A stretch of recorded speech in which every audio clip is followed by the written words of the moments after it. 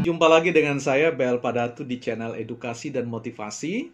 Kita akan melanjutkan pokok bahasan kita terkait dengan menulis paper kelas, yang pada bagian ini saya akan lakukan perluasan dan juga pendalaman, yang nanti pada bagian berikutnya lagi kita akan terus-menerus lakukan upaya menggali pemahaman agar teman-teman dapat mudah memahami ya apa sesungguhnya hakikat dari paper akademik atau yang nanti bermuara pada penulisan jurnal akademik.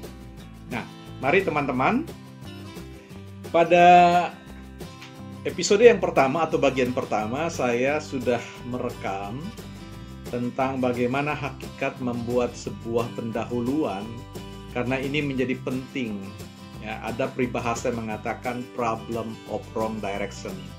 Kalau ini bicara tentang problem of wrong direction atau problem salah arah, itu terjadi ketika tulisan kita atau apa yang kita kerjakan pada awal sekali itu sudah melenceng.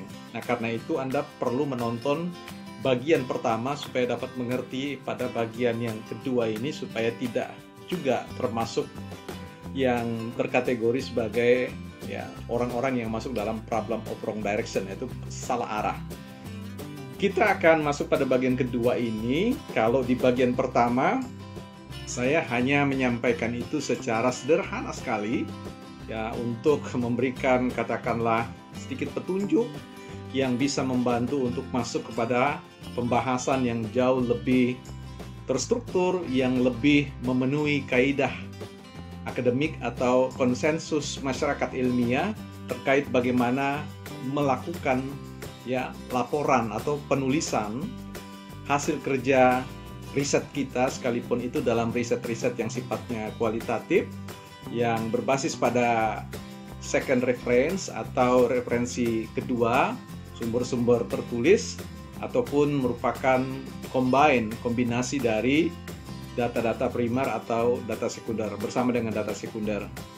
Oke, kita akan masuk pada bagian kedua ini. Saya juga tidak akan melakukan proses analisis yang lebih dalam ya, cukup moderat saja untuk membantu pelan-pelan teman-teman yang baru pertama kali menulis paper akademik, yang nantinya sekali lagi bisa diperluas nanti akan menjadi sebuah skripsi ya, atau apapun itu, bolak-balik bisa dilakukan nanti skripsi dan kemudian melakukan tulisan jurnal yang kemudian akan dikembangkan menjadi sebuah skripsi, tesis atau disertasi. Semuanya bisa dilakukan kalau kita memahami hakikat dalam penulisan akademik.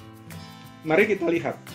Saya akan memberikan ulasan terkait 10 bagian, 10 hal yang wajib ada di dalam paper akademik kita, sekalipun itu dari sisi pembahasannya ya tidak mendalam, tetapi secara prinsip ini akan melatih mahasiswa untuk paham dengan apa yang harus dia lakukan, supaya pembaca yang merupakan masyarakat akademik ya mudah untuk memahami apa yang Anda kerjakan pada paper akademik Anda. Mari kita lihat di layar. Oke. Yang pertama, ya 10 hal yang saya maksudkan itu, yang pertama jelas adalah ya, yang pertama adalah bicara tentang topik ya. Saya sebut saja di sini title, nanti di sini isinya topik ya, atau di sini isu. Ya. Ya, atau Anda mau memahami itu sebagai tema. Kemarin ada sahabat saya yang bertanya, apa perbedaan antara topik, tema, ya, dan judul.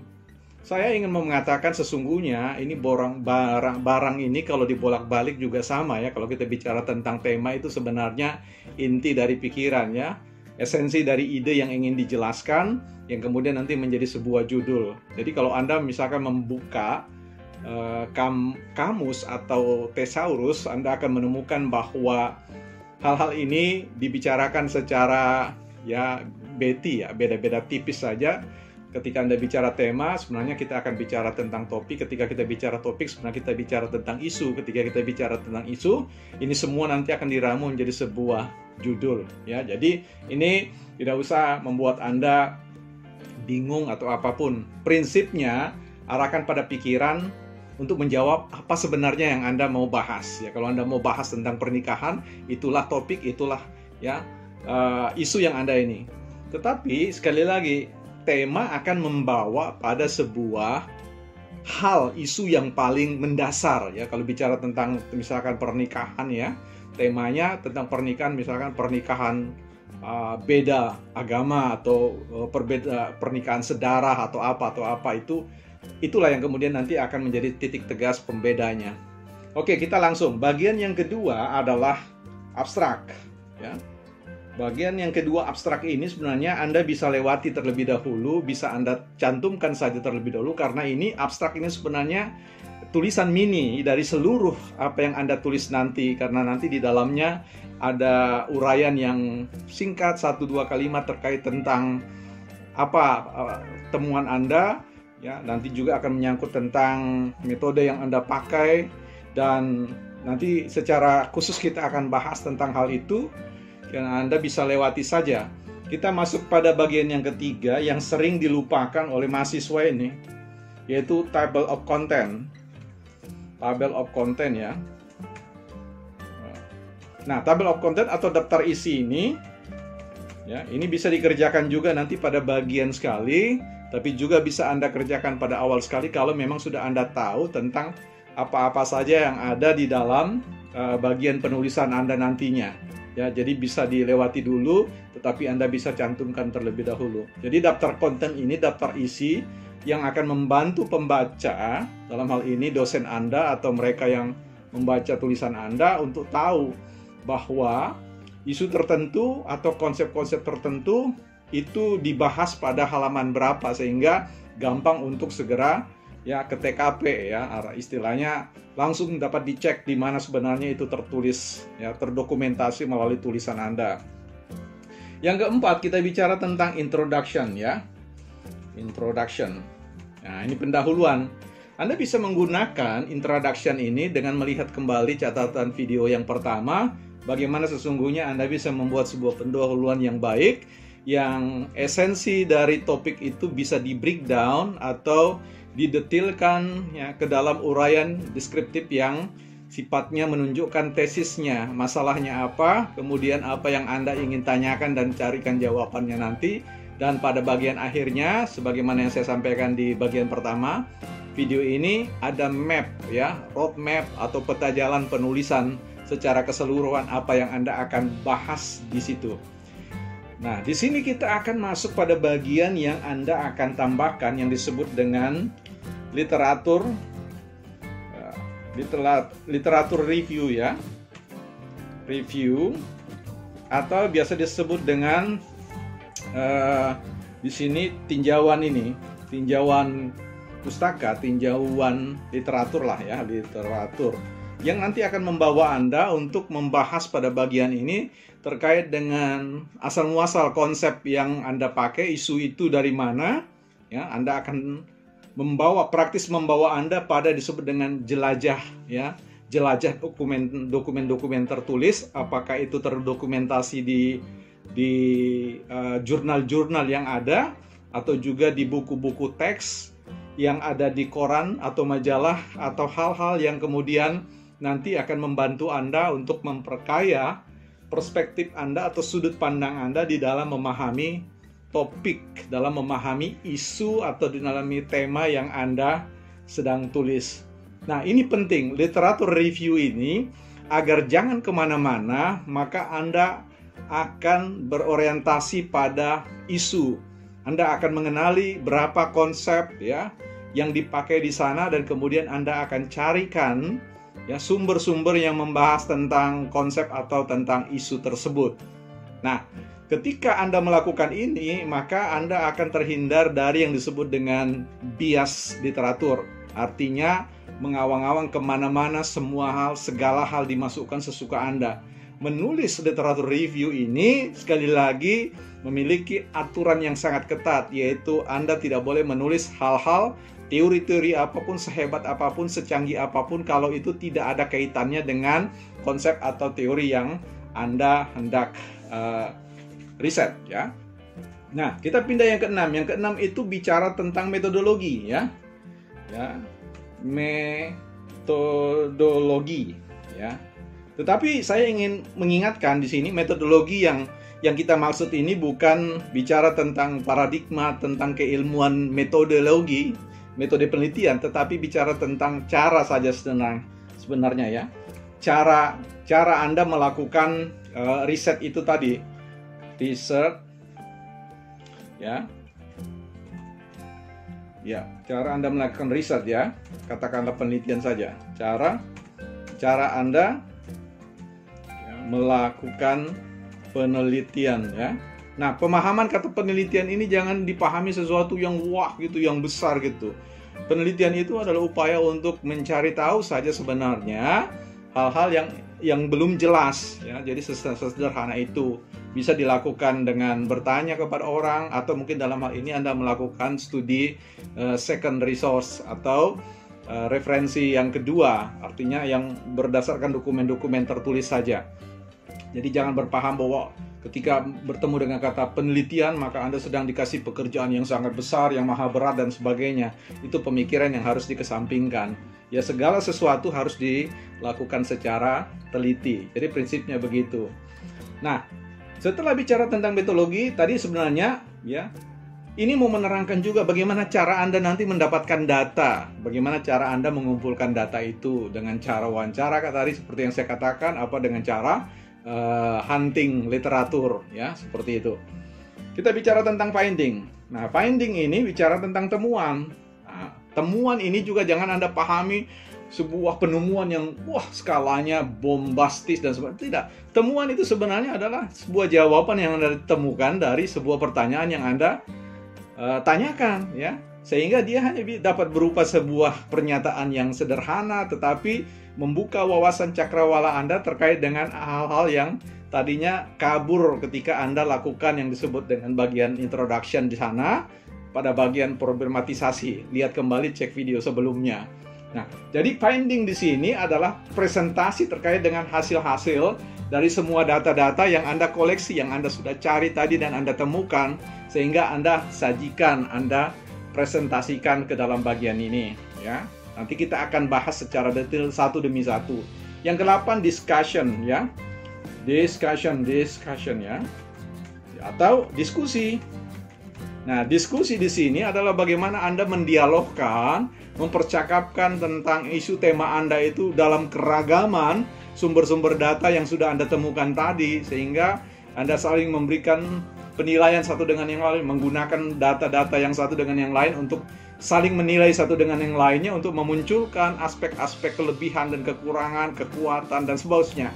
Nah, di sini sesuatu sisi menarik yang nanti diri Anda akan hadir sebagai pribadi yang akan melakukan penilaian terhadap apa yang dilakukan, ya. Dan yang ke-9 kita bicara tentang conclusion, ya. Ya. Conclusion atau konklusi, ya. Konklusi yang bicara tentang kesimpulan, ya. Dari semua pembicaraan yang luas itu Anda nyatakan dalam pernyataan yang baru, yang sederhana, yang pendek. 10 adalah bagian terakhir, ini adalah list, ya. Kita bicara tentang list of reference. Reference, ya. Oke. Nah, list of reference ini sebenarnya adalah daftar kepustakaan, ya. Daftar kepustakaan. Semua sumber-sumber buku, ya, literatur-literatur yang Anda pakai, apakah itu jurnal yang Anda download, yang Anda pakai, buku-buku, ya, apapun juga paper atau newspaper maksud saya, koran-koran dan majalah-majalah. Bahkan kalau kampus Anda memperkenankan untuk boleh memasukkan daftar reference dari tulisan-tulisan artikel yang dipublikasikan secara online dalam website-website yang ada, Anda bisa masukkan pada bagian ini. Nah, jadi inilah ke-10 hal, ya, ke-10 hal yang harus ada di dalam paper akademik atau jurnal ilmiah Anda, yang secara prinsip tentu akan dibedakan berdasarkan pada tingkatan, ya, tingkatan level pendidikan Anda, apakah masih selama mahasiswa atau kemudian nanti menjadi laporan dari kerja skripsi Anda, tesis Anda, atau disertasi Anda. Yang membedakan nanti umumnya adalah pendalaman, ya, kedalaman dari pokok bahasan itu. Mari kita lihat ya, review. Saya highlight dulu terkait 10 hal itu. Yang pertama tadi bicara tentang title, ya, atau topik. Saya turunkan dulu. Jadi bicara tentang topik, ya, topik, isu, tema, ya, atau apapun namanya itu, berisikan konsep, ya, berisikan konsep yang akan Anda tuliskan. Bicara tentang abstrak, ya, seperti yang saya sampaikan tadi, bahwa abstrak ini sebenarnya ringkasan mini dari tujuan penulisan Anda, kemudian bagaimana Anda melakukan penelusuran data, dan kemudian Anda menyampaikan temuan-temuan, ya, temuan-temuan utama, dan di situ, ya, Anda akan bicara tentang bagaimana kesimpulan, ya, secara sederhana, yang nanti juga ditambahkan dengan keyword atau kata kunci.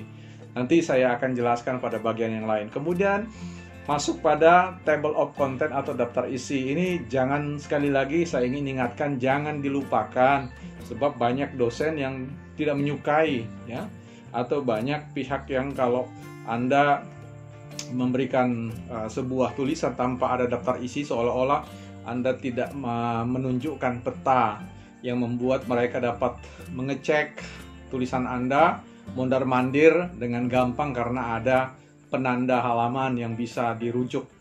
Dan kemudian yang bagian keempat ini ada kaitannya dengan yang pertama, video yang pertama tentang bagaimana membuat sebuah introduction atau pendahuluan. Ya, Anda buat di sini pendahuluan, ya.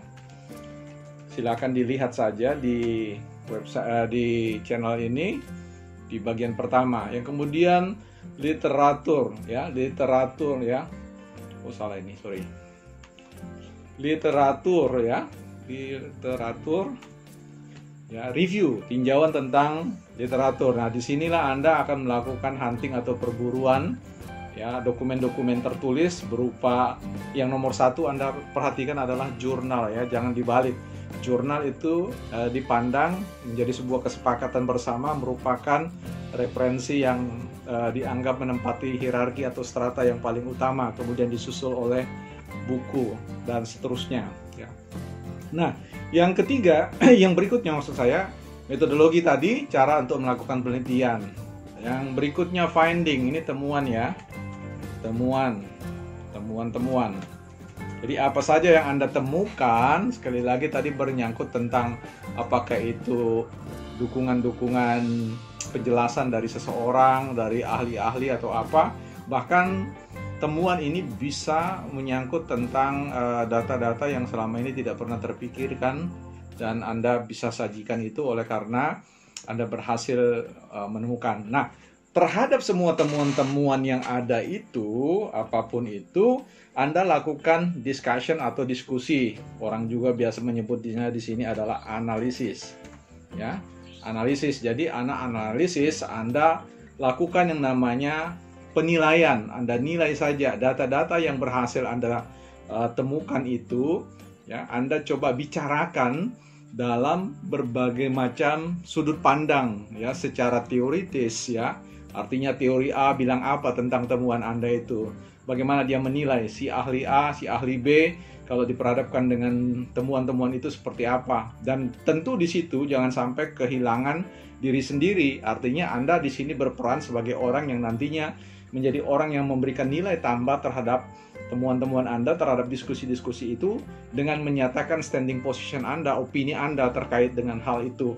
Jadi disitulah kemerdekaan Anda, kebebasan Anda sebagai seorang calon ilmuwan atau sebut saja ilmuwan, ya, menjadi orang yang kemudian mengambil posisi tersendiri dan berpihak pada satu posisi pikiran seperti apa atau pandangan seperti apa. Bahkan mungkin Anda akan melawan arus atau, ya, berbaris bersama orang-orang tertentu yang menolak atau menyetujui temuan-temuan Anda atau hasil analisis Anda.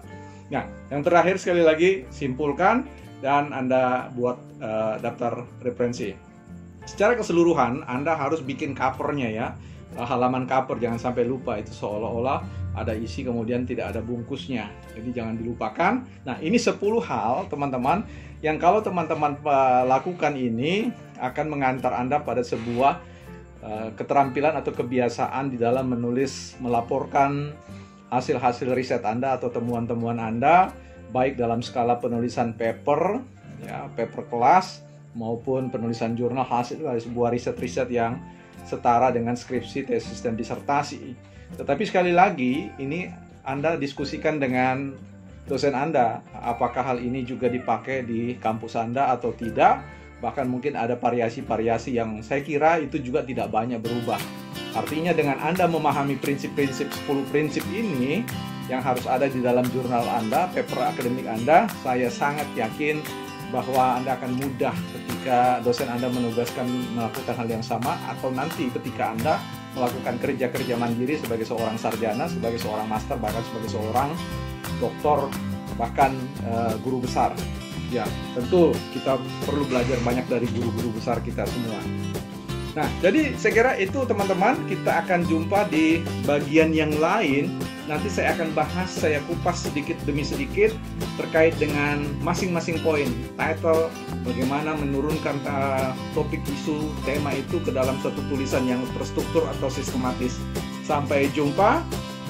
Kuatkan, teguhkan tekad Anda bahwa pekerjaan ini adalah pekerjaan yang akan mengantar Anda untuk memiliki keterampilan berpikir akademik yang baik, yang dapat Anda pertanggungjawabkan baik sekarang, di masa sekarang maupun di masa akan datang. Tetap semangat teman, kerjakan tugas Anda. Salam.